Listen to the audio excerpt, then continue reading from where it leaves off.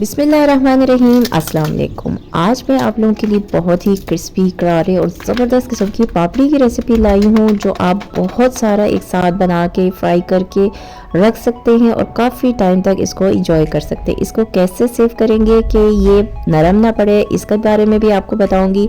तो बहुत ज़बरदस्त किस्म की रेसिपी होने वाली है। वीडियो को मुकम्मल देखिएगा, स्किप मत कीजिएगा। तो चले वीडियो स्टार्ट करते हैं। आपको मेरी वीडियोस पसंद आती है तो मेरे चैनल को सब्सक्राइब करें और साथ बेल आइकन के बटन को दबाएं ताकि मेरे आने वाले तमाम वीडियोस आपको सबसे पहले मिले और मिस भी ना हो। और वीडियो पसंद आए तो लाइक एंड शेयर ज़रूर करें। Thank you. तो ये ज़बरदस्त किस्म की पापड़ी बनाने के लिए हमें सबसे पहले मैदा चाहिए। मैदा मैंने 2 कप लिया है। 2 कप मैदे का मैं पापड़ी बना रही हूँ। अगर आप ज़्यादा बनाना चाहते हैं या कम बनाना चाहें तो आप इसी क्वांटिटी के हिसाब से इसे कम या ज़्यादा कर सकते हैं। 2 कप मैदा के बाद हमने क्या करना है, इसके अंदर डालना है ज़ीरा। ज़ीरा मैंने हाफ़ टी स्पून लिया है, सफ़ेद ज़ीरा है, यह हम डाल देंगे और साथ ही हाफ़ टी स्पून इसमें नमक डालेंगे। नमक डालने के बाद हम क्या करेंगे, इसके अंदर ऑयल या घी दोनों में से जो भी आप यूज़ करना चाहे कर सकते हैं। 1.5 से 2 टेबलस्पून लेंगे और इसमें डाल देंगे। मैंने 1.5 टेबलस्पून डाला है। अगर आप ऑयल लेते हैं तो 2 टेबलस्पून लेंगे। डालने के बाद क्या करेंगे, इसे अच्छा से एक दफ़ा मिक्स कर लेंगे ताकि घी जो है वो आराम से हमारे मैदे के अंदर अच्छा सा मिक्स हो जाए। तो ये मिक्स करने के बाद हम क्या करेंगे, इसको गूंद देंगे। मैंने 1 कप नॉर्मल नलके का पानी लिया है और इसके साथ मैं गूंदूंगी और आपको बताऊंगी कि कितना पानी मैंने यूज़ किया है। थोड़ा थोड़ा करके पानी डालेंगे और डो हमें कैसा चाहिए, डो हमें सख्त चाहिए। सख्त डो गूंदेंगे तो आपकी जो पापड़ी होगी बहुत ही मज़ेदार और ज़बरदस्त किस्म की बनेगी और बनाने में भी आपको इजी होगी, फैलाने में और तलने में भी। बेहतरीन सा हमने डो गूंद लिया है। तो अब इसको क्या करना है, ये मैं इस तरह करके इसको ज़बरदस्त किस्म का अच्छा सा मिक्स करूँगी, गूंदूँगी इस तरह, देखिए ज़ोर लगा के, और बेहतरीन सा ये गूंद जाएगा। तो आपने थोड़ी सी मेहनत इसके साथ करनी है। डो जितनी अच्छी बनेगी पापड़ी आपकी ज़बरदस्त किस्म की बनेगी। तो ये देखिए ये अच्छा सा गूंद चुका है। उसके बाद देखिए मैं इस पे प्लेट में ट्रांसफ़र कर रही हूँ। उसके ऊपर रैपिंग शीट लगाऊंगी और लगाने के बाद इसको हम रेस्ट देंगे 15 से 20 मिनट के लिए। तो ये सख्त सी डो हमने तैयार किया। आपने भी डो सख्त रखना है, नरम बिल्कुल भी नहीं गूंदना, तो आपको पापड़ी बेलने में बहुत मुश्किल होगी। तो 1 कप मैंने पानी लिया था जिसमें से तकरीबन 2 टेबलस्पून पानी बच गया है। तो बस इतना ही पानी इस्तेमाल हुआ है। तो डो को हम ढक के रख देंगे और इसको रेस्ट देंगे 15 से 20 मिनट के लिए। हम इसको ऐसे ही किचन में छोड़ देते हैं। 20 मिनट तक मैंने इस डो को रेस्ट दिया। तो देखिए अब हमारा डो अब रेडी है। और ये साथ ही मैंने थोड़ा सा ऑयल रखा है, तकरीबन 2 से 3 टेबलस्पून। इसको मैं आपको बताऊंगी कि कब हम यूज़ करेंगे। तो डो मैंने देखिए निकाल दिया है। तो डो निकालने के बाद आप इसे थोड़ा सा और हम इसको मिक्स करेंगे और इसको मज़ीद 30 से 40 सेकंड के लिए गूंद लेंगे। उससे ये होगा कि ये मज़ीद लचकदार और बेहतरीन सा डो हमारा रेडी हो जाएगा, जो हमें फैलाने में आसानी होगी। तो ये देखें अच्छा सा मैंने इसको गूंदा थोड़ी देर के लिए, 30 से 40 सेकंड के लिए। ये बेहतरीन सा रेडी हो गया है। उसके बाद मैं क्या करूँगी, इसको हाथ की मदद से थोड़ा सा फैला दूँगी। अब फैलाने के बाद हमने क्या करना है, कोई भी कटर छुरी कुछ भी लेना है आपने और इसको काटना है इस तरह जिस तरह मैं काट रही हूँ।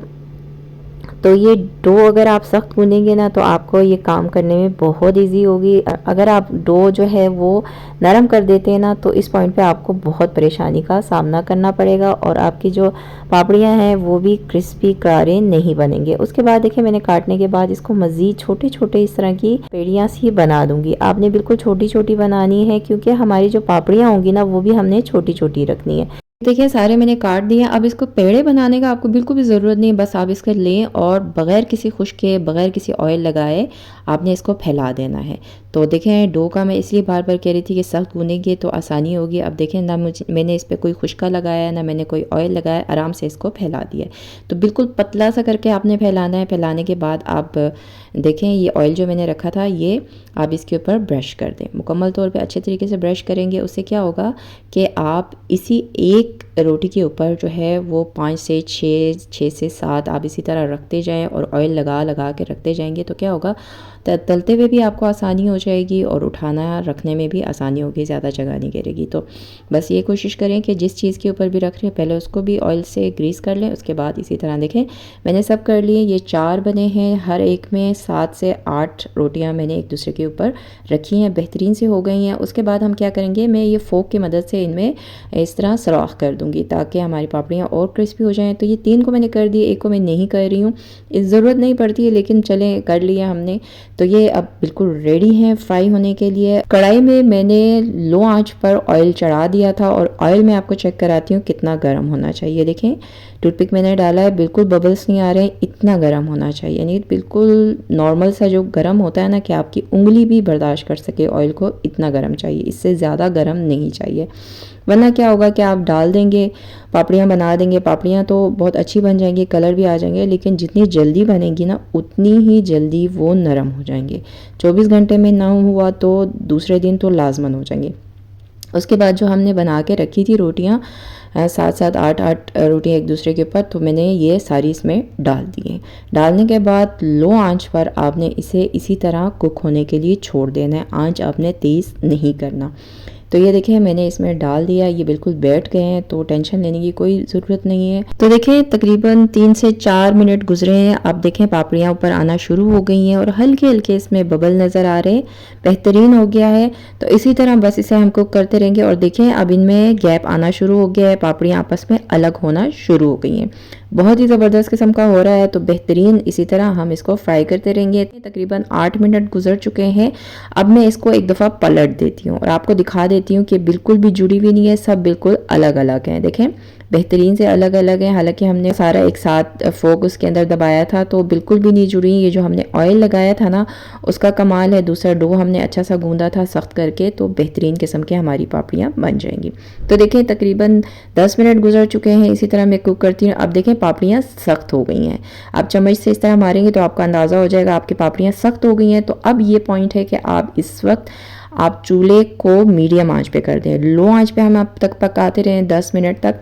अब हम क्या करेंगे, चूल्हे को मीडियम पे करेंगे और इसको फ्राई करेंगे। उससे क्या होगा, इसमें कलर आ जाएगा और जो एक्सेस ऑयल लो आंच पे कुक होने की वजह से पापड़ियों में है वो भी निकल जाएगा, तो बेहतरीन सा हो जाएगा। मीडियम आंच पर तकरीबन 2 से 3 मिनट मैंने इसे फ्राई किया, तो देखें कितना बेहतरीन कलर आ गया है पापड़ियों का, ज़बरदस्त किस्म की हमारी पापड़ियाँ अब बिल्कुल रेडी हैं। तो क्या करेंगे, इसको निकालेंगे, निकाल के आपने कागज़ पे नहीं रखना बल्कि किसी जाली में रख देना है ताकि इसको हवा लगे और अच्छा सा ये रूम टेम्परेचर पे आ जाए।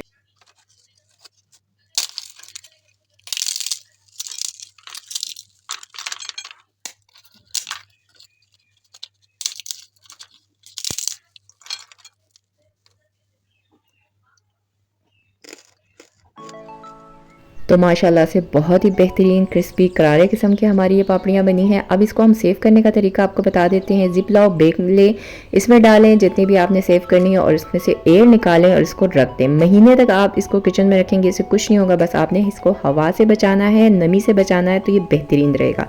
बहुत ही ज़बरदस्त और बहुत ही बेहतरीन किस्म की ये रेसिपी है। और जो बाज़ार में से पापड़ियाँ मिलती हैं ना वो बहुत ज़्यादा टेस्टी होती है। किस लिए होती हैं, क्योंकि इनके ऊपर चाट मसाला छिड़का जाता है, इसलिए वो बहुत ही टेस्टी और मज़ेदार लगती हैं। आप भी डाल के खाएंगे, आपको भी बहुत अच्छा लगेगा।